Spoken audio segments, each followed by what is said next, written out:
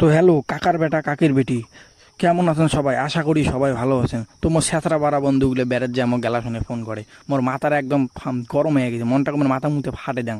কিন্তু কি করেন বন্ধু ভাই, তো দেখতেই পাচ্ছেন রাস্তাটা কেমন খারাপ, আর ভিডিও খালি ক্যাকেট বেকেট লাগাইছে। তো বেশি কথা কম নেয়, যেমন কথা তেমন কাজ, যাবাইতে ধরছ।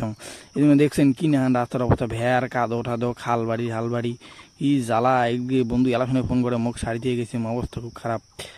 দেখতেই পাচ্ছেন কারণে মুখ শুধু একলা যাবো যেমন এই সামনেতে এই যে খারাপ রাস্তা থেকে এখন শুনে পাকা রাস্তাতে উঠলুম, ওঠার পরে এই যে কেটিএম ডিপকে নিয়ে আর ওখানে একটু রান দিলাম।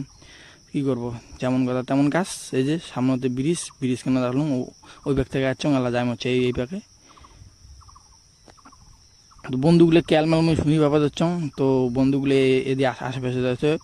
তো রিজুক এই যে পেঁচড়াটা, পেঁচড়া একটা, এই যে একটা পেঁচড়া আমাকে তুই যাচ্ছি আলা শুনে কি মাছ টানি গিরি করবি তুই, মাছ টানি কিনি। এই দেখ আইসা, যেটা আমার যেটা যেটা সন্দেহ ছিল ওইটাই হয়েছে।